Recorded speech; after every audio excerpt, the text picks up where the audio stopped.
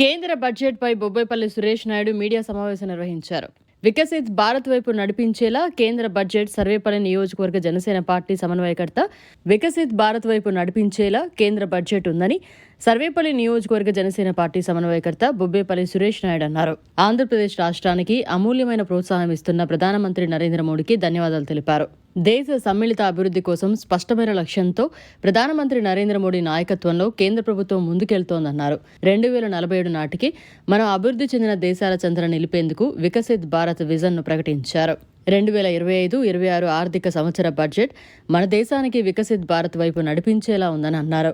ఆంధ్రప్రదేశ్ రాష్ట్రానికి అమూల్యమైన ప్రోత్సాహాన్ని ఇస్తున్న ప్రధానమంత్రి నరేంద్ర మోడీకి కేంద్ర ఆర్థిక శాఖ మంత్రి నిర్మలా సీతారామన్కి ధన్యవాదాలు తెలిపారు.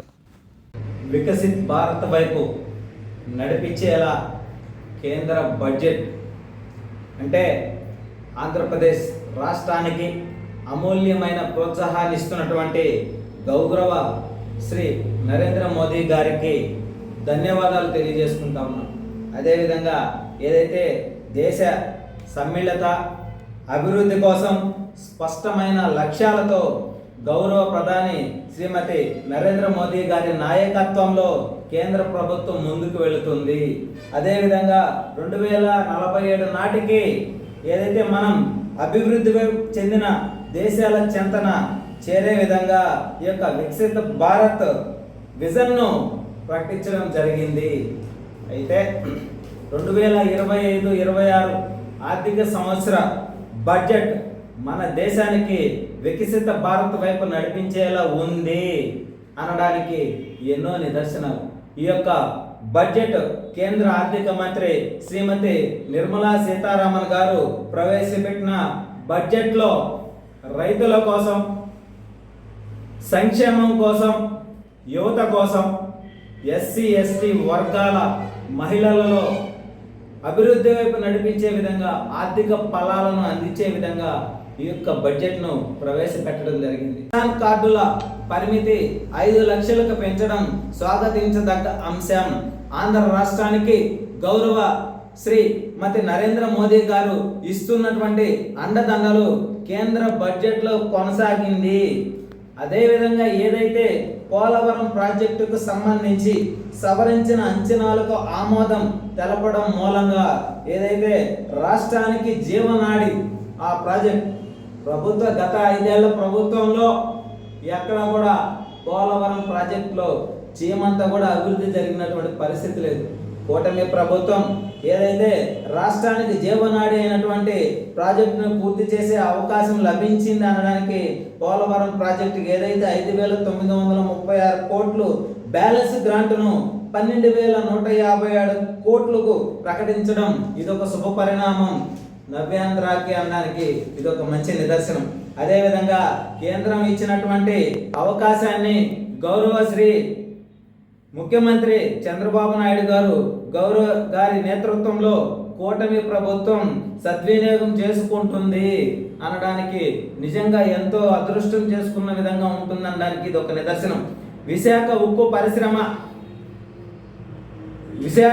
పరిశ్రమ 3,295 కోట్లు కేటాయించడం ద్వారా ఆ ప్లాంట్ పరిరక్షణ ఎన్డీఏ ప్రభుత్వం కట్టుబడి ఉంది అనడానికి ఇదొక స్పష్టత.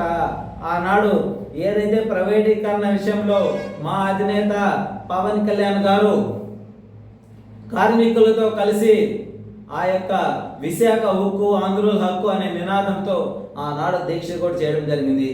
రాజకీయం కోసం కాదు ఈ బడ్జెట్ని ప్రవేశపెట్టింది, ఆర్థిక వ్యవస్థని పెంపొందించడం కోసం, ఆర్థికంగా దేశం ముందుకు నడిపించేదాని కోసం ఈ యొక్క బడ్జెట్ను ఏర్పాటు చేయడం జరిగింది అనడానికి ఎన్నో నిదర్శనాలు ఉన్నాయి. అయితే ఏదైతే మధ్యతరగతి యువత, చిన్న చిన్న పరిశ్రమలు, రైతులు అనేక విధాలుగా అభివృద్ధి వైపు నడిపించేలా, అందరినీ ఆదుకునేలా ఈ బడ్జెట్ ఉంది అనడానికి ఎన్నో నిదర్శనాలు ఉన్నాయి. అందులో ఏదైతే 10 లక్షల విలువైన క్రెడిట్ కార్డులు మంజూరు చేయడం వల్ల సూక్ష్మ మధ్యతరహా పరిశ్రమలకి ఊతం దొరుకుతుంది.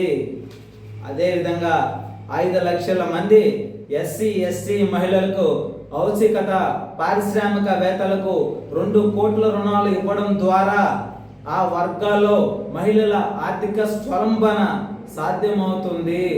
దాంతో అట్టడుగున ఉన్నటువంటి వర్గాలలో ఉన్న మహిళలందరూ కూడా ఆర్థిక అభివృద్ధి వైపు నడిచేదానికి అవకాశం ఉంది అనడానికి ఇది ఒక నిదర్శనం.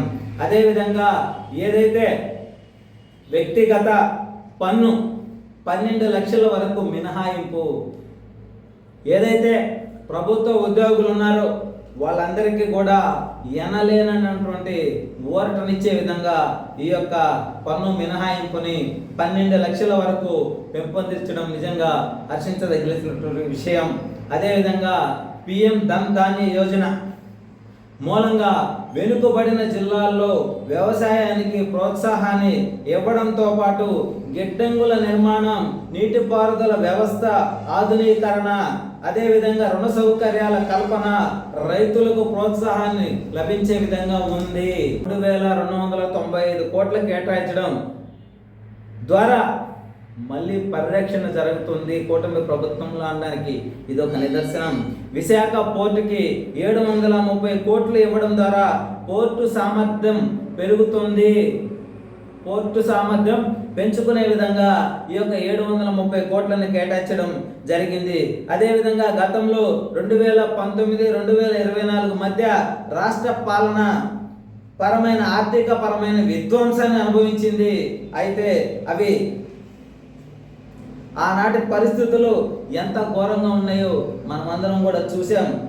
ఈ తరుణంలో రాష్ట్రానికి అమూల్యమైన ప్రోత్సాహాన్ని ఇచ్చే విధంగా ఏదైతే శ్రీమతి నరేంద్ర మోదీ గారి కేంద్ర ఆర్థిక శాఖ మంత్రి శ్రీ నిర్మలా సీతారామన్ గారి ప్రోత్సాహంతో నిజంగా వారికి మనం ధన్యవాదాలు తెలియజేసుకోవాలి.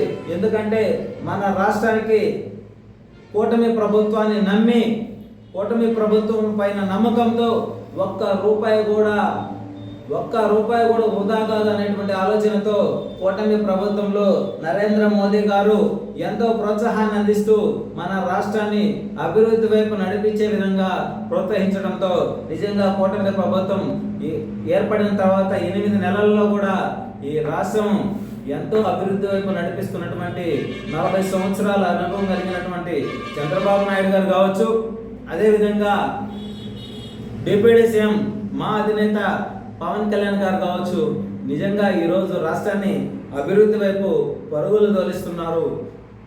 అంటే కూటమి ప్రభుత్వం సంక్షేమం కోసం, రాష్ట్ర అభివృద్ధి కోసం, రైతుల కోసం, యువత కోసం, అదేవిధంగా భారతదేశం సంపన్న దేశాలలో ఒకటిగా నిలబెట్టే విధంగా మన ప్రధానమంత్రి శ్రీ నరేంద్ర మోదీ గారు నాయకత్వంలో కేంద్రం వేసినటువంటి బడ్జెట్ నిజంగా ఒక విజన్తో ఉంది అనడానికి ఇది ఒక మంచి నిదర్శనంగా మేమందరం కూడా హర్షిస్తా ఉన్నాం. మరిన్ని అప్డేట్స్ కోసం మన HN9 టీవీ ఛానల్ ని సబ్స్క్రైబ్ చేసుకోండి.